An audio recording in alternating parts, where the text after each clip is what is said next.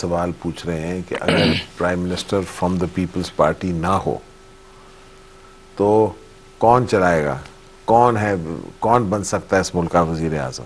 کوئی ہے؟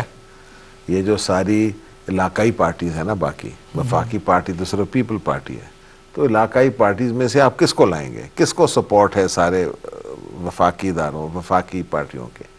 تو اس لیے وہ یہ سوال پوچھتے ہیں.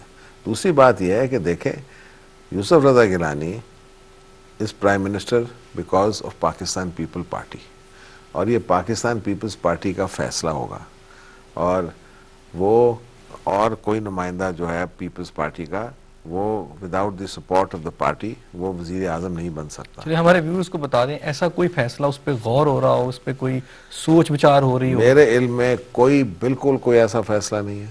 یوسف رضا گیلانی کو مکمل سپورٹ ہے پارٹی کی.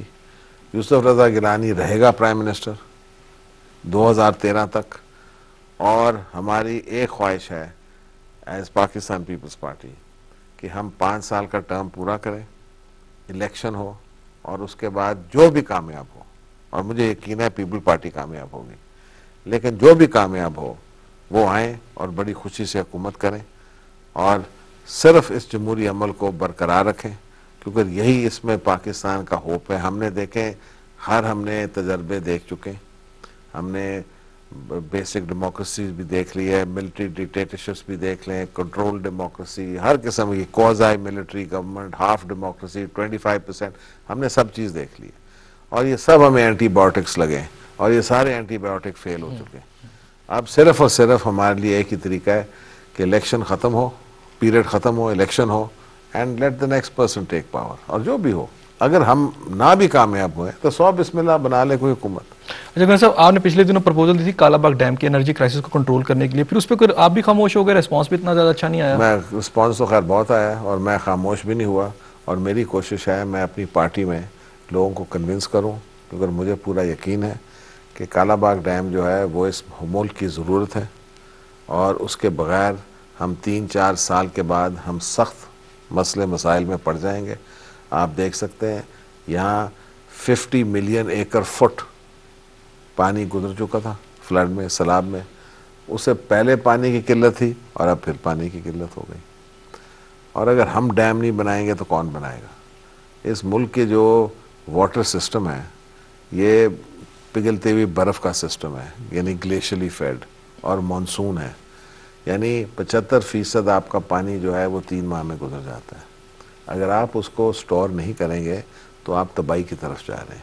اور سٹوریج کے لیے باشا ڈیم تو بن سکتا ہے, لیکن باشا ڈیم 12 سال تک مکمل نہیں ہوگا.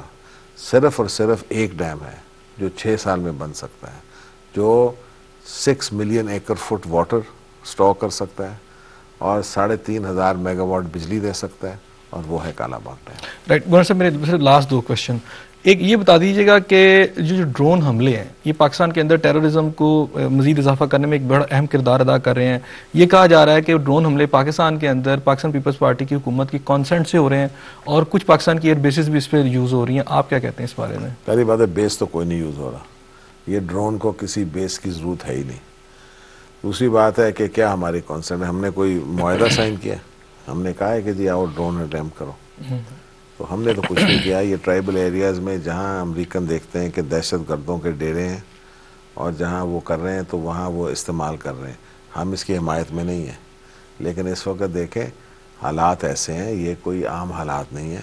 یہ انہوں نے ڈرون اٹیک آ کے لاہور پہ تو نہیں کیا, یا ڈرون اٹیک آ کے فیصل آباد پہ تو نہیں کیا, اور مطلب یہ تو ایک پہاڑی علاقے میں ان لوگوں کے خلاف کیے ہیں جو وہ سمجھتے ہیں دہشت گرد ہیں. ہم اس کی حمایت میں نہیں ہیں. عورتیں بچے بھی تو اس میں مر رہے ہیں. اگر ایک بندہ دیکھیں, جب بم پھٹتا ہے لاہور میں تو عورتیں بچے نہیں مرتے, تو یہ لوگ کون سے بڑے پرامن پولیٹیکل لیڈرشپ ہے.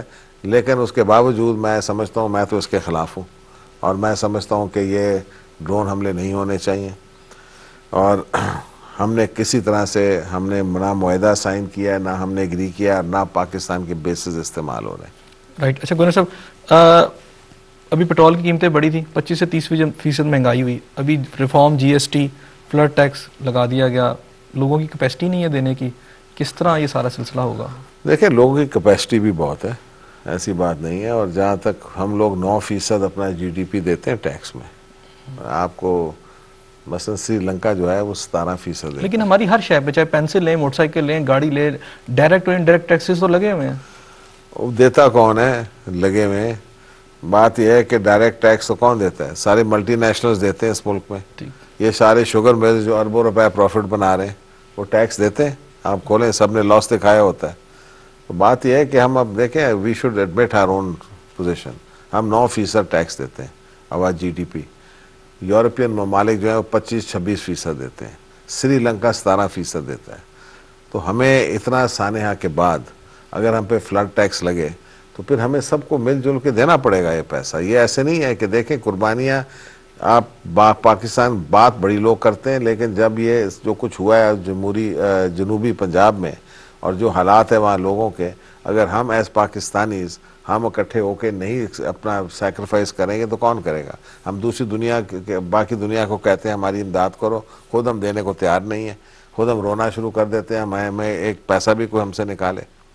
تو ہمیں دینا پڑیں گے یہ ٹیکسز. رائٹ, بہت شکریہ گورنر صاحب. ناظرین, آپ نے گورنر صاحب کی باتیں سنی. ان کا کہنا یہ ہے کہ پاکستان کو بچانے کے لیے اور صورتحال سے جو کہ اس وقت پاکستان کو درپیش ہے, اس سے نکلنے کے لیے قربانیاں دینی ہوں گی. لیکن ہمیں یہاں یہ بھی دیکھنا ہوگا کہ قوم تو بار بار قربانی دیتی رہی ہے, دے رہی ہے اور دیتی رہے گی.